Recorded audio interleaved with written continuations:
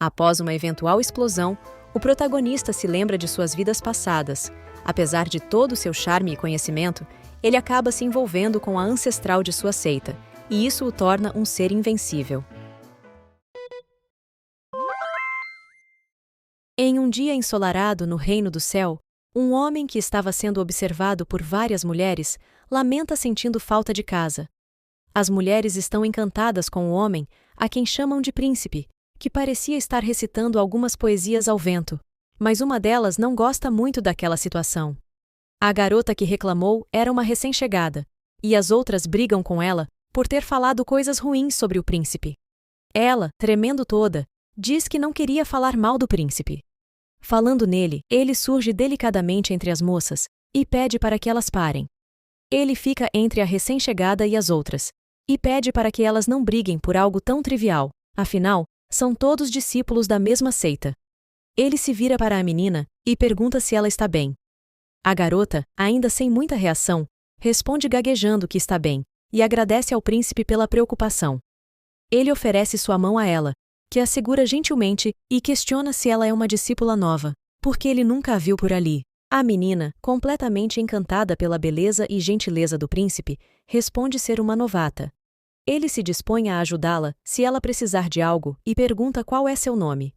Ela prontamente responde, Li Ruolan, e diz ao príncipe que ele pode chamá-la só de Ruolan. Ele pensa um pouco sobre isso e diz ser um lindo nome e que vai lembrar dela. Antes de sair, reforça que se ela precisar pode procurá-lo. As outras meninas entram em pânico com o que tinham acabado de ver, pois o príncipe tinha chamado a novata diretamente pelo nome. O príncipe era um gênio desde criança. Aos 3 anos, já começou a prática de Qi, e formou seu núcleo aos 6 anos, sendo também aceito pelos ancestrais da seita aos 12 anos. Li Ruolan achava que ele fosse um homem indiferente, mas agora se pergunta se ele realmente é uma pessoa gentil. Passado um tempo, o príncipe estava no pico de nuvem escondida. Ele chega até a porta e olha para os lados. Ele suspira e revela sua verdadeira face, gabando-se por conseguir conquistar garotas com romances baratos que leu em suas vidas passadas na Terra. Ele continua dizendo que, se as coisas continuarem assim, ele conquistará toda a seita ou até mesmo o mundo. Então, ele é acertado por uma marreta bem na cabeça, e aparece uma figura humanoide em forma de diabinha.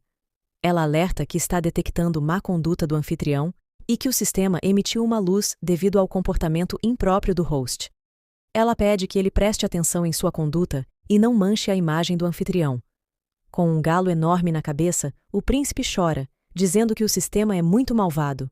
Ela dá de ombros, enquanto ele a olha com um pouco de raiva. O anfitrião explica que essa pequena criaturinha é o sistema dele, e que ele é um reencarnado chamado Lin Fan. Quando ele nasceu, causou um fenômeno estranho no céu e chamou a atenção de todos. Todos o consideravam uma criança sagrada, que desceu do céu, e que os deuses abençoaram a todos naquele dia. Ainda acreditavam que as estrelas reencarnavam na terra com um talento inato para o cultivo. Todos na seita do céu se alegraram com a chegada da criança divina. Lin Fan não tinha muito controle sobre suas memórias das vidas passadas, mas fazia pouco tempo que ele começou a se lembrar de algumas. Ele cresceu sendo uma criança que só pensava em cultivo de Qi, e foi aceito como discípulo diretamente pela ancestral aos 12 anos, como uma exceção. Nesse momento, algumas pessoas estão observando a cena, se perguntando se aquela era a ancestral da seita. Após isso, ele recuperou sua memória há mais ou menos meio mês, e, superestimando seu poder, quase foi explodido por um caldeirão enquanto praticava alquimia. Só assim, ele percebeu que a criança que sempre o guiava era, na verdade, seu avatar do sistema. Ele recebeu uma mensagem do sistema, dizendo que seu favoritismo com os outros foi aumentado. Ele pede para que ela mostre quantos pontos ele tinha acabado de receber e traga suas recompensas. O sistema lembra que ele era muito fofo quando criança e se pergunta como ele ficou desse jeito adulto. Ele grita, dizendo que ela tem muita coragem por dizer aquilo, e reclama ainda mais por ela não ter recuperado as memórias dele antes, fazendo-o parecer um idiota.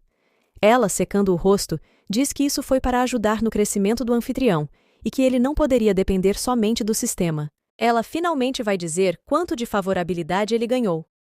O sistema então começa a analisar os pontos que ele ganhou com cada garota. Com a garota nova, ele ganhou 100 pontos, sendo a primeira a atingir o máximo de pontos com o anfitrião. O sistema então olha com uma cara de sarcasmo e diz: ter uma ideia. Vamos a uma rápida explicação sobre o que são os pontos de favorabilidade. O sistema de favorabilidade é onde o anfitrião recebe pontos de uma pessoa e pode trocá-los na loja do sistema por mercadorias. Além disso, o sistema pode indicar alvos dependendo da ocasião, e o anfitrião vai receber amplas recompensas se tiver sucesso, mas será punido se falhar. A punição inclui perda de todos os pontos, destruição do sistema e até desaparecimento de uma parte determinada do corpo do hospedeiro. Lin fica assustado com essa informação. Ele entendeu errado sobre qual parte determinada do corpo seria, mas o sistema continua explicando que seria seu cabelo.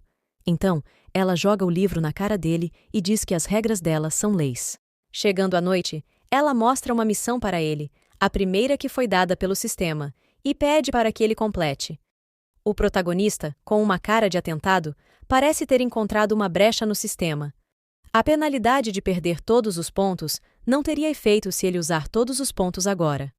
O sistema já o interrompe, dizendo que não é bem assim, e que esqueceu de contar algo. O sistema fechará a loja, e ele só poderá usar seus pontos depois de completar a missão. O protagonista, mais uma vez, grita com ela. Ao anoitecer, Lin pergunta se ela tem algum alvo para ele conquistar. Ela alerta, dizendo que para atingir uma favorabilidade de 100 ou mais, ele precisa se tornar amigo ou mais que amigo de alguém. O protagonista, relaxado, sentado na cadeira e com o dedo no nariz, diz que ainda não decidiu. Logo, um pensamento interrompe sua mente. Ele lembra que os únicos cultivadores no estágio de transformação divina, ou acima na seita celestial, são os mestres e os anciões. Saindo sangue de seu nariz, ele pensa que um relacionamento além de amizade seria romântico, e pensando em se relacionar romanticamente com eles, sabe que provavelmente seria morto por algum deles. Sendo assim, ele decide começar com alguns discípulos da terceira geração, mas apenas um deles permanece na seita celestial. Ele se chama Shen Qingfeng e tem uma grande reputação pública por ser uma pessoa responsável. O protagonista, confiante, acredita que não será tão ruim fazer amizade com Chen. Lin começa a pensar em uma forma de entrar em contato com Chen. Ele decide escrever uma carta, agradecendo todos os favores que o homem tem feito por ele, acreditando que assim eles possam se tornar amigos, e com essa amizade, ele não precisará se envolver romanticamente com ninguém. Ele começa a escrever, mas lembra que nunca tinha feito uma carta dessas antes, então pede ajuda ao sistema. Algumas horas depois, com a carta na mão e suando, ele pergunta ao sistema se ela deveria ser escrita assim. O sistema diz: claro, não duvide do conhecimento do sistema. Ele então fica pensativo, achando que está sendo enganado, pois não escreveu o nome de Shen na carta. E se alguém visse o conteúdo, com certeza pensaria que ele era gay. Ele simplesmente joga a carta fora, enquanto o sistema, bravo, pergunta o que ele está fazendo. Ele se deita para dormir e diz que vai descobrir o que fazer sozinho. No dia seguinte, Chen aparece no dormitório de Lin. Ele precisava do relatório de cultivo rapidamente e entra para pegá-lo. O protagonista está dormindo profundamente, e Chen sorri, pois foi exatamente assim que ele achou que Lin estaria. Ele se dirige para a mesa do quarto de Lin e pega uma folha, mas encontra outra toda amassada embaixo dela. Ele lê um pouco do conteúdo e se assusta, achando que Lin tinha escrito essa carta para a ancestral. Ele se vira para olhar Lin dormindo e pensa que, mesmo que ele seja um júnior precipitado, seria compreensível Lin ter tais sentimentos.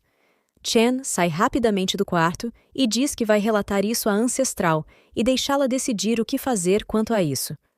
O sistema aparece por trás da porta, sorrindo, feliz que seu plano deu certo. Em outro lugar, na área proibida da seita, Pico do Pilar Celestial, a ancestral aparece.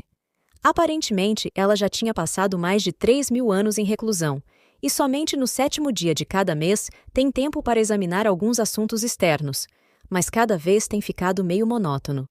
Ela começa a ler algumas notícias sobre outras seitas, e fica feliz que a seita celestial já tinha sido estabilizada há muitos anos.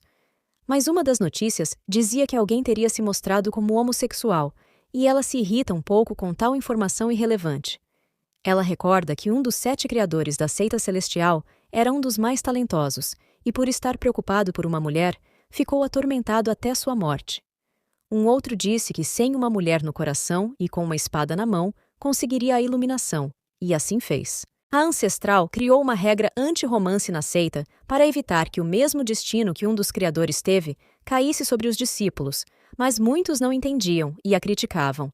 Ela volta a olhar os papéis que tinham chegado. A notícia da evolução da mestre da seita surpreende a ancestral, e ela fica muito satisfeita com a escolha que fez de ter colocado Shiner no comando da seita. Ela quase se esqueceu de olhar o relatório que Chen levou.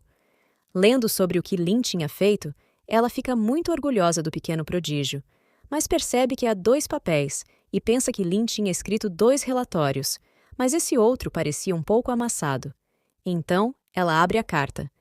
Primeiramente, achou que era uma carta de agradecimento, mas depois percebe que parecia ser algo mais. Ela começa a ficar completamente envergonhada e indignada com o que estava diante de seus olhos. Ela, furiosa, diz que não aceita um discípulo agir assim e que irá sair da reclusão para cuidar disso, para fazer com que Lin volte a caminhar no caminho certo. Ela então grita pelo mensageiro. Lin, nesse momento, acorda sem saber o que tinha acabado de acontecer. Ele olha para a porta aberta e se pergunta se alguém esteve ali. Então, ele se assusta ao ver que os papéis já não estão em sua mesa. O sistema aparece dizendo que Chen apareceu e ela deixou ele levar a carta que Lin escreveu junto com o relatório. Lin então agarra o sistema e pergunta se ela está tentando matá-lo. Ele jogou fora aquela carta por um motivo. Ele pergunta novamente se ela fez aquilo de propósito ou não. O sistema sorri e confirma ter feito isso, e ainda colocou um pouco mais de suspense para aumentar o nível de dificuldade da missão. Lin se sente aliviado por não ter colocado o nome de alguém naquela carta. Então, o sistema pensa: devo avisar ao anfitrião que agravei a situação? Ela chega à conclusão que não. Ele, com certeza, tentaria fugir se soubesse da real situação. Até que um homem chega à porta do quarto de Lin, dizendo que a ancestral o convocou. E então, continuamos no próximo episódio. Para continuar acompanhando essa saga, se inscreva no canal. Até a próxima!